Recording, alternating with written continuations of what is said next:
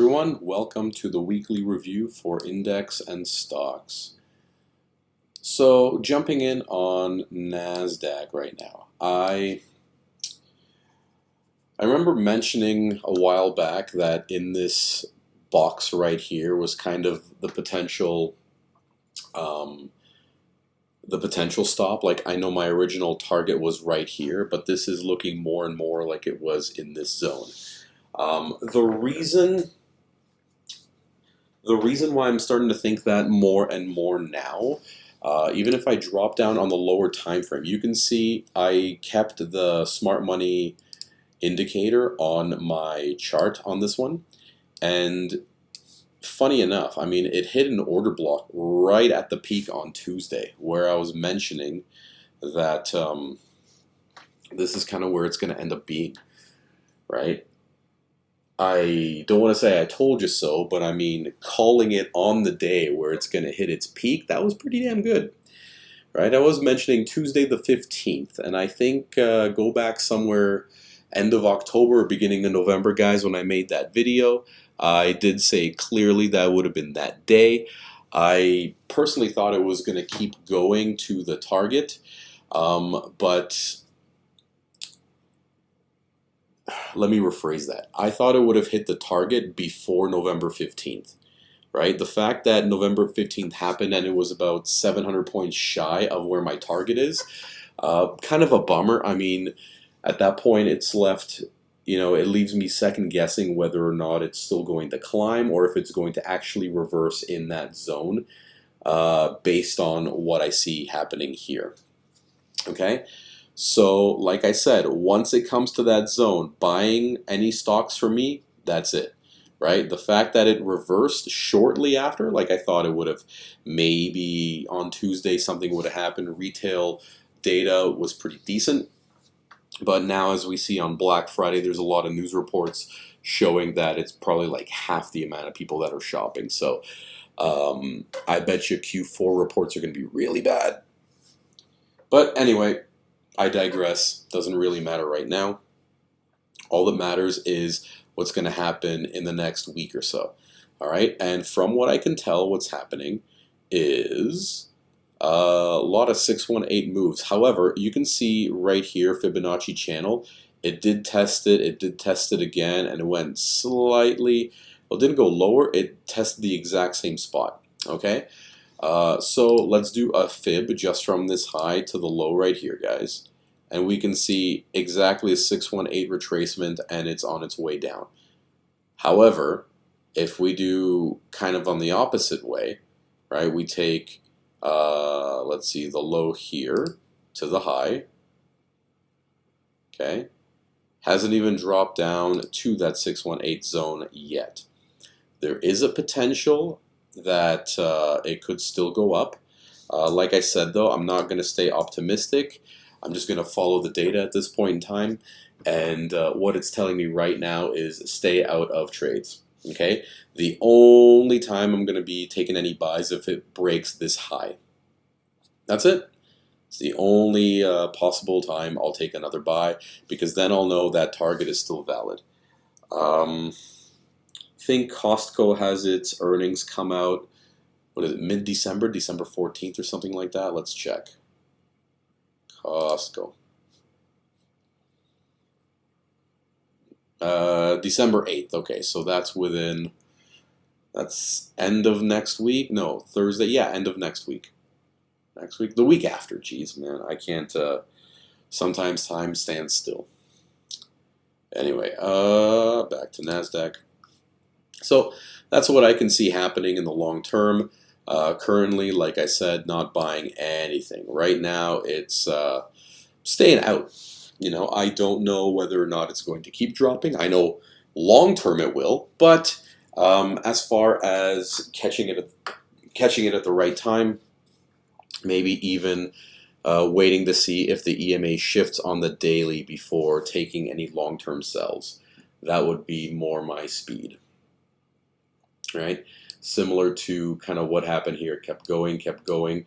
It peaked, and then about 4 days later, the EMA action, 5 days later, let's see, peak. 1, 2, 3, 4. 4 days later, the EMA shifted and then it pulled back up hard, and then it dropped even harder. Okay, so yeah, I think that's kind of it, isn't it? Like target lower than anticipated. So I mean, I was a bit off this time around, sort of. Like I guessed it was going to be within that box, 618, whatever, whatever. You know, I always like to play fibs in these situations. So yeah, next drop. If it does continue to go down, I mean, time will tell. But if we have EMA shift on the daily, that'll be a pretty good sign. The only difference is, as you can see, we're kind of going sideways, right? Like we did drop a little bit, but we have a very nice engulfing candle on the daily time frame. So I mean, good potential for it to keep climbing. Every time there's engulfing candles, you know, even on a sell, that's the direction it picks. You know, engulfing candle on a sell, that's where it goes. But engulfing candle on a buy, right? There's one. Where's another? Here's another one. Right? I mean, again, it does happen on the next one, but that's really it. Engulfing candle right here on the buy. Where else? Here on the buy. Right? So, yeah, the engulfing candles are really what to look out for. When I see this doesn't really tell me a whole lot. These are very small. If I see them like big one day and then starts to drop off from open, then I'm going to be very cautious as far as that's concerned. As far as stocks, though, guys, I mean, there's really not much to jump in on. It's going to be all the same regurgitated information as the last time, right? Like I showed you my Tesla goals, for example, where it's going to go, how far down. Like it kind of broke the low where I expected it to go. It started pulling up a little bit. You know, didn't exactly expect it to go that low this time. I thought it was gonna, like I said, go to this area first before dropping lower. That was a bummer. Where else? Netflix, you know, didn't really set much of a target there. Like here is long term where I'm expecting it to go.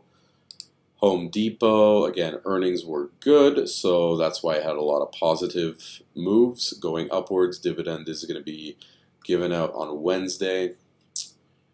Let's see, Google. From the low here at $83, now it's up to $98, so I mean, that's a decent increase.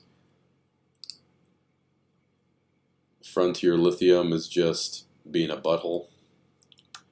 DocuSign, it's kind of sitting within that range that I wanted to be in, right? But I have a feeling it's going to be sitting in here, possibly going even lower. So I'm going to stay out for now. Carnival, just want to point out again, I love it when I'm right. Regardless of what happened on that day, we know the news. They did another public offering. That's why it dropped so hard. Excuse me. It's just funny that, you know, I called between $10, $10.50 and $11. It kind of peaked at, you know, $11.50, and then it dropped hard the next day.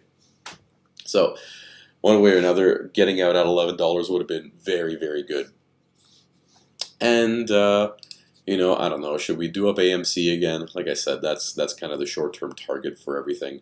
And it's starting to climb a little bit more. So getting to the $11 range before selling off again probably is what's going to happen. Could go as high as 14. I don't know. I'm staying out of that anyway. And then our good friend Apple. Just pretty standard here. Nothing really exciting to see.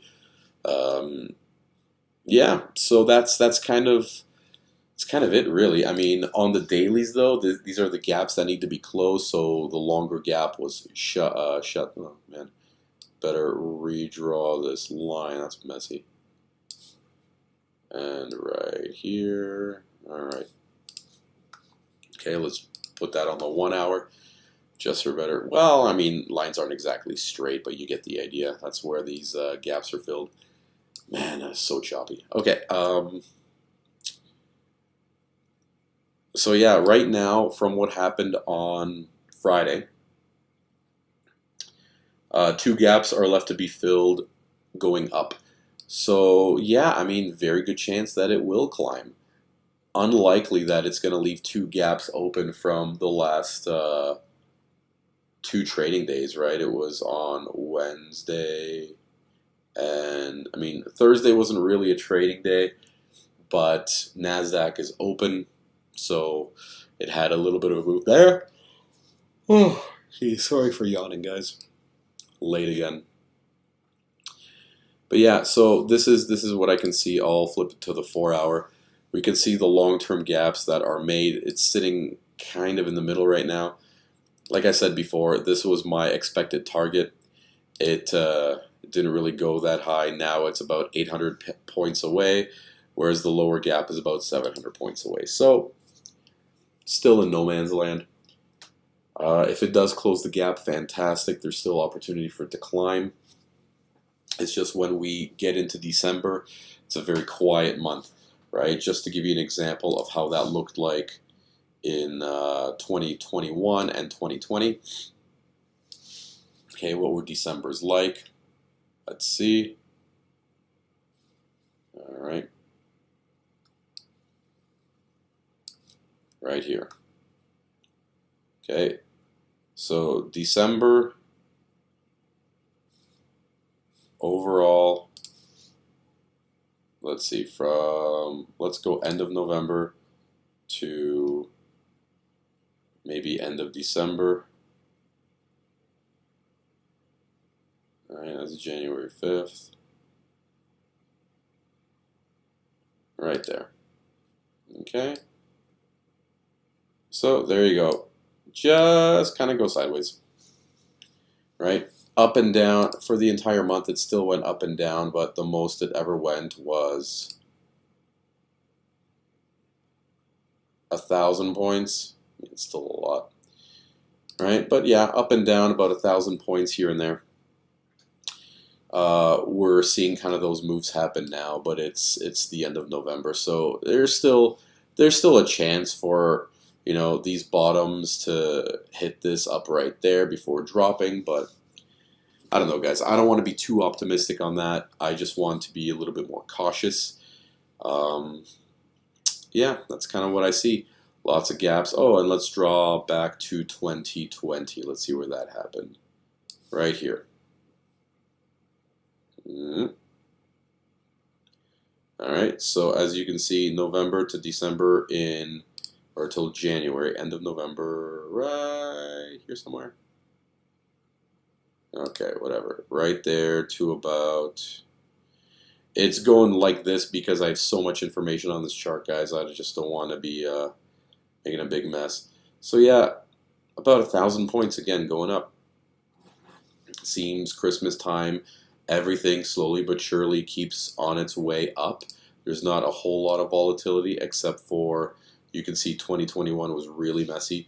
2020 was really straightforward. And even way up here, there was gaps to fill. And it kind of, you could see this same pattern right here, that engulfing candle on the daily. I know it's a little bit hard. Let me try to zoom in.